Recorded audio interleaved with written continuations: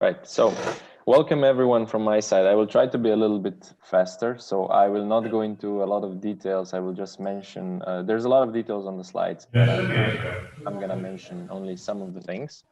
Um, so from the basics of everything that we've heard in the past. So Elaphe is a company that is dealing a lot with electrification. We've been doing this for over 15 years, been present in electric vehicles, and we specialize in actually hub motors, so in-wheel electric motors.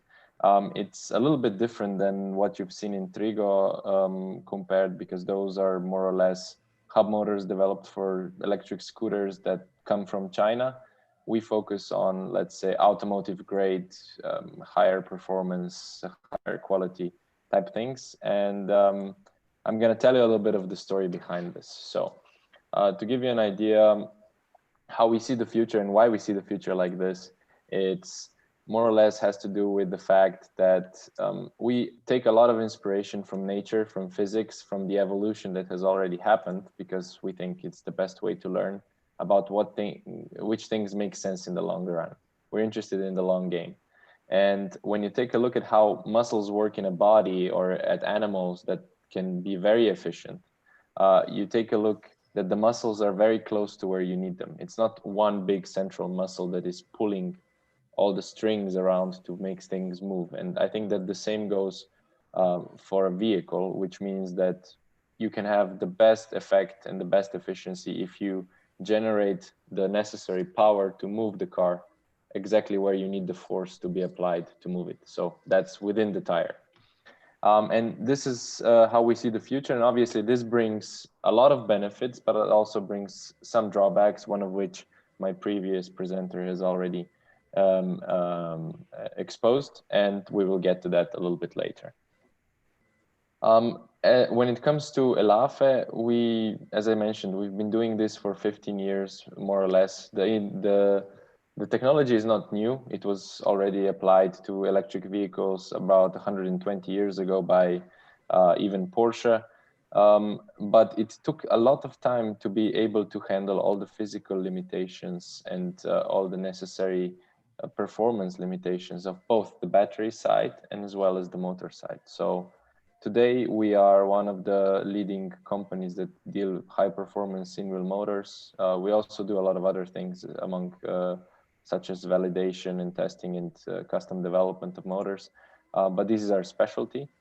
And how we do it is it's based on our own patents, and we can actually make the motors as light as possible and as powerful as possible. So our specific torque that we are generating, for example, is above 100 Newton meters per kilogram of active weight, and about let's say 50 Newton meters per kilo of motor. So essentially a motor for Trigo would probably be under 15 kilos or even under 10 kilos if you wanted to have 4 motors, but you could also use 2.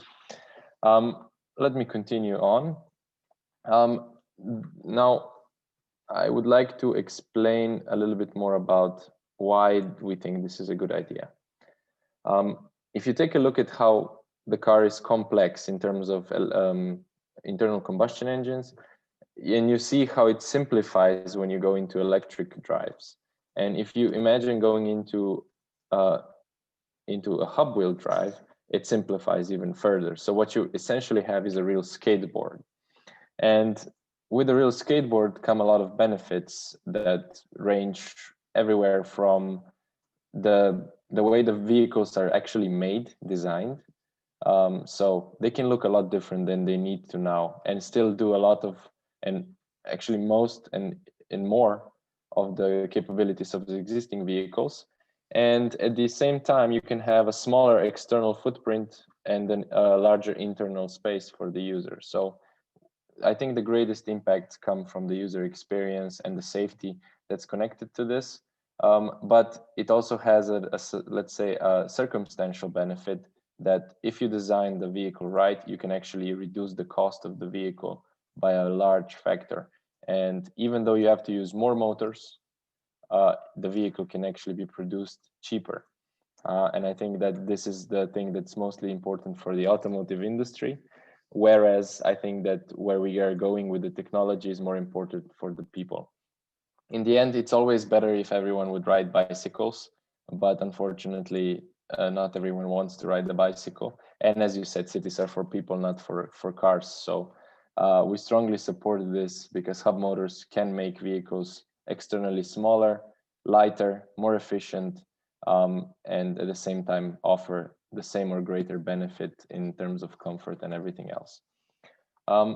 Before I touch base on the actual benefits and drawbacks of the technology, I would like to just explain how our approach to this is. So if you imagine a typical hub motor would be something that you've seen in an electric scooter or something else, which is somewhat of a rim and motor kind of joined together, and then there's a tire around it. So we take a different approach. We're automotive level, which means that we actually use the space.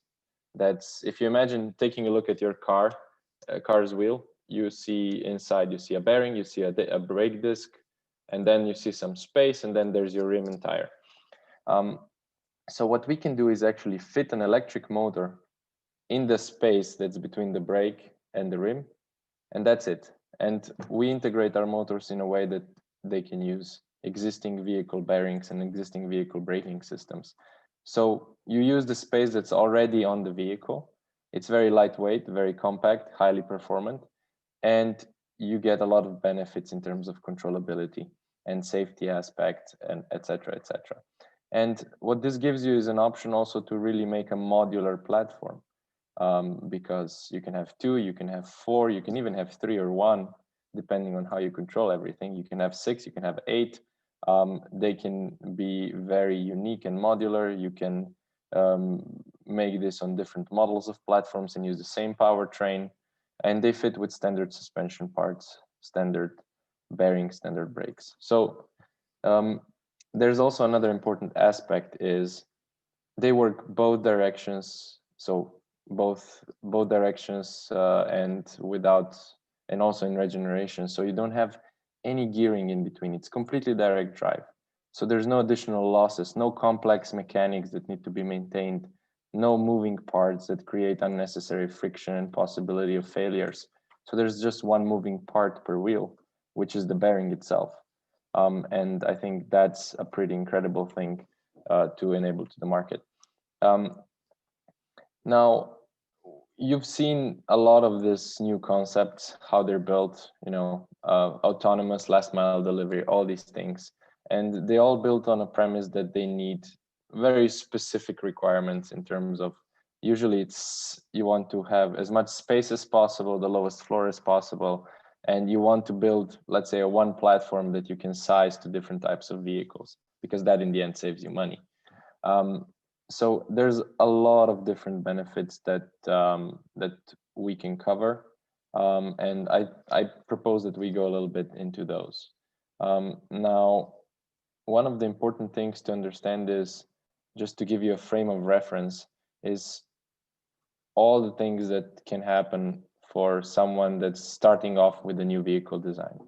So essentially, you can have a lot faster time to market in all phases of vehicle development, and you can have a lot bigger economies of scale because of the modularity. You can also enable some designs which are not possible in any other way, or they might be too complex or too costly, because packaging the electric car together can be a challenge if you have to do everything on the axle, for example. And then as you move the torque generation out to each individual wheel, you're making the car actually a software-defined car. And that is where the real freedom comes from, going into the next 10 or 20 years. And it's completely autonomous ready. You can use the motors as sensors for the autonomous system, and you can actually change the driving behavior of a vehicle's motion control, safety, braking control. Everything is a lot more responsive, and it happens really fast, and it can be, let's say, under your largest influence.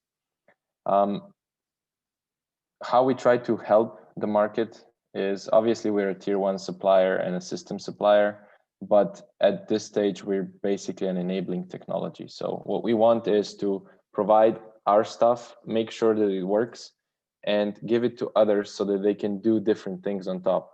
Exactly like Trigo, you want people to be able to innovate on your technology because you have a technology that enables you to do something much better, much bigger, much greater, that has a much better impact on the planet.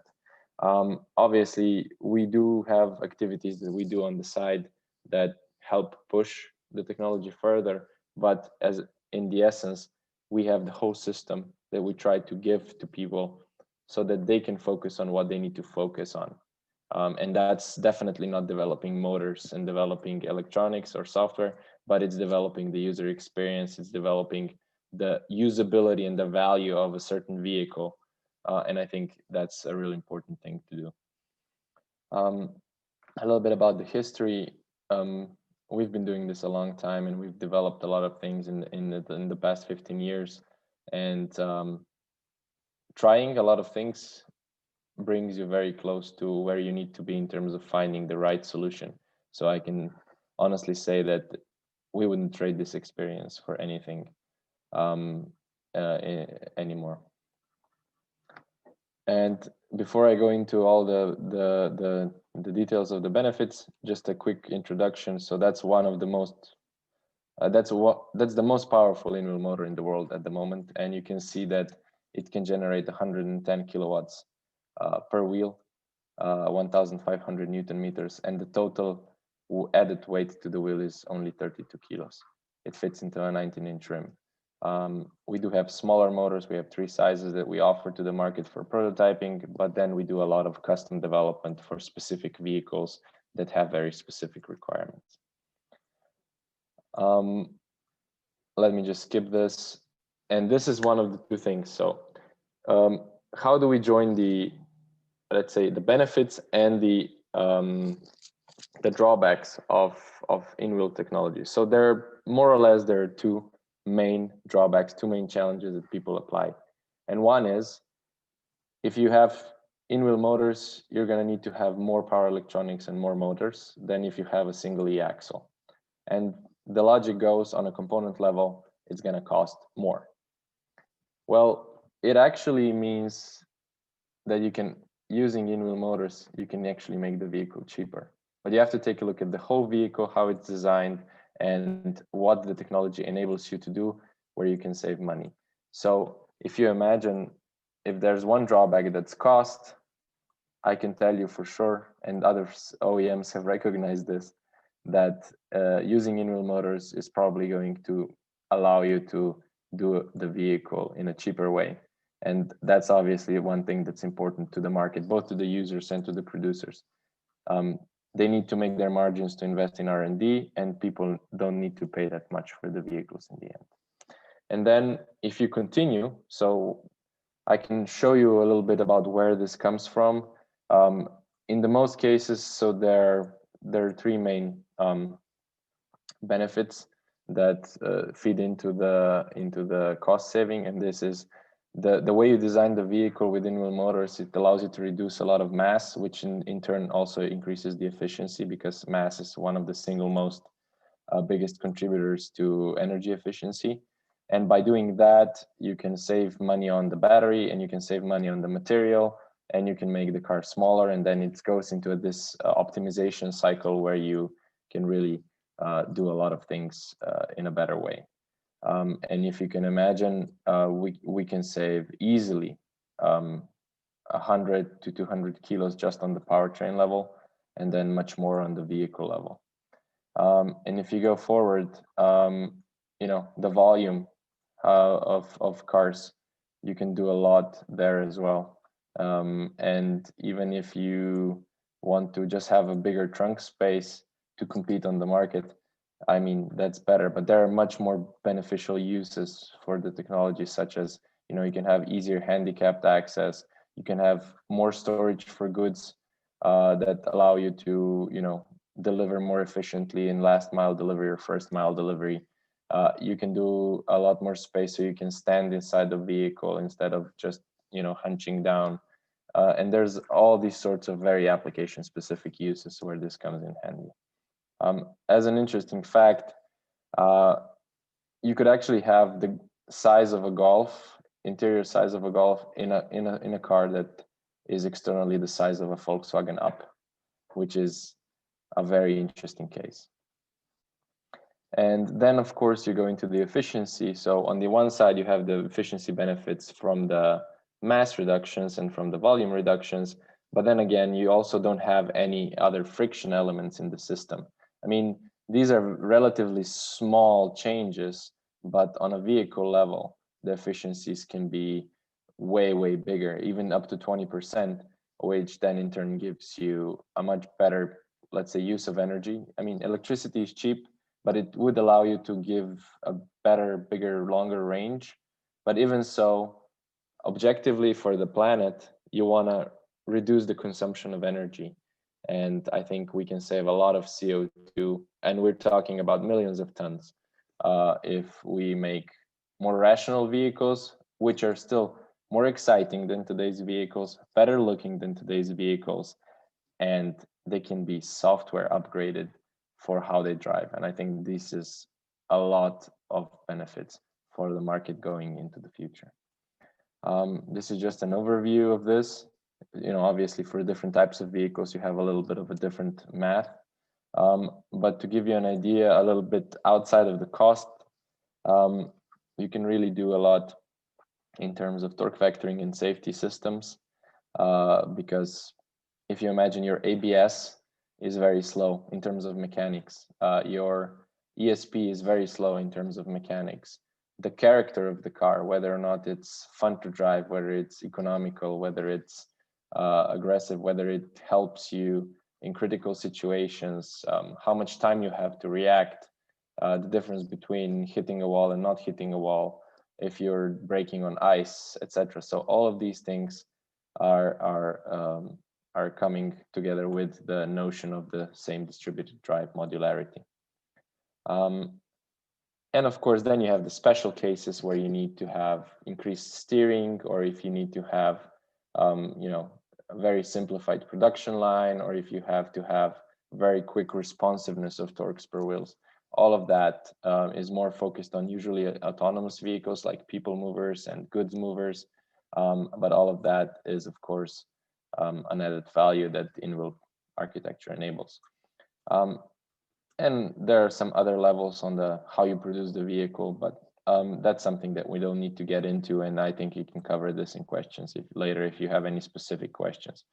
Now, I think the second biggest objection is unsprung mass, and I agree with my colleague from Trigo that said that in their vehicle that's probably going to be a big influence. It's a very lightweight car. It's a small car. It has 4 motors, and those motors are quite heavy.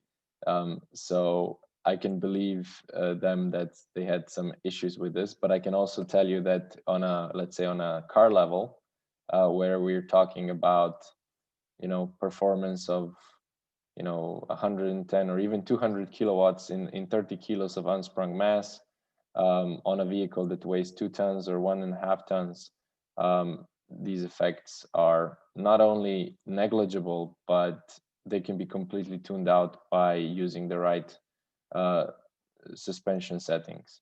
And I think this has been proven multiple times, and I can tell you these were directors of chassis design and vehicle dynamics from Byton, from Lotus Engineering, from Continental. So all of them show that that this can be done, and I can tell you from experience, we've done it on our cars. And let's just say that the vehicles are more comfortable than the originals that we bought, but at the same time they're very, very close to Mercedes, which, you know, is based on comfort.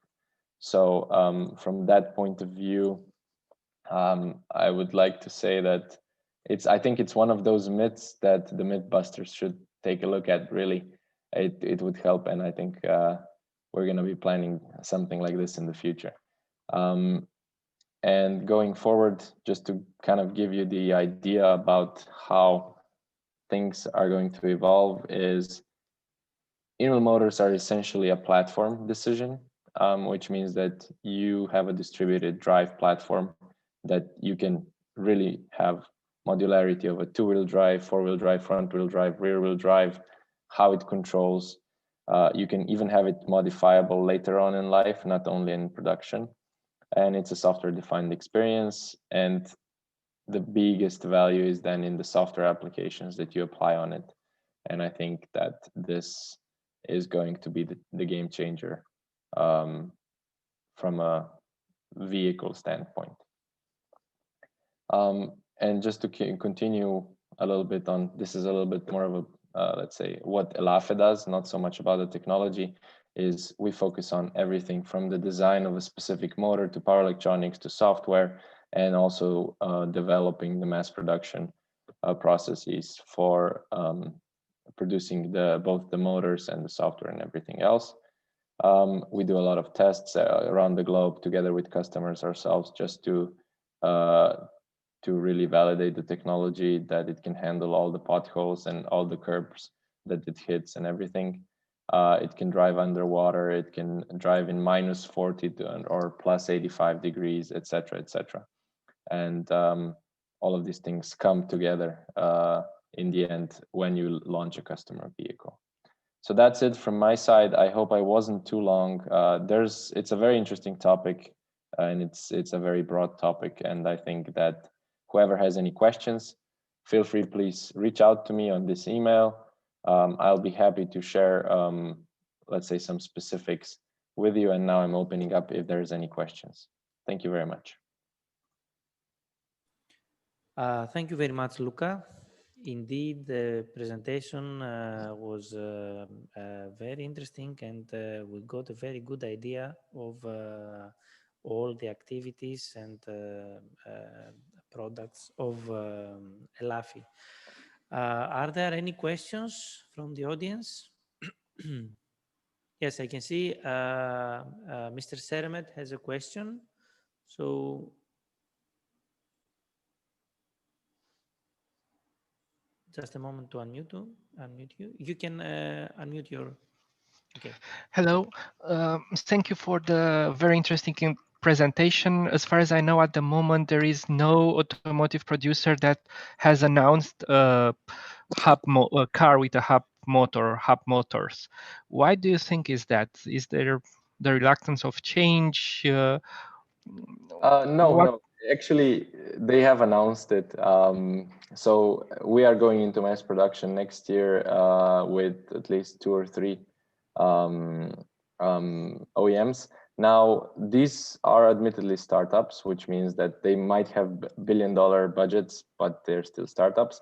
And we work with the majority of the OEMs around Europe and everywhere around the globe. This is a topic that they've investigated a long time. So if you imagine, GM has unveiled vehicles with in-wheel motors 20 years ago. Toyota, Nissan, all these guys have unveiled concepts, but it takes time for these. I'm gonna say they're not dinosaurs. They're very, very good companies, but they have a lot of processes because they're so big, and it takes time. And you know, market change, like in physics, every change has a pushback. It's a law of conservation. I think now is the actual right time. If you imagine, 20 years ago, there was no electric mobility at all, not even basic. There were no batteries, there were no other stuff. So people need to focus first in developing this kind of systems before they can imagine how an electric vehicle drivetrain could actually be optimized. And you saw this from the evolutionary stage.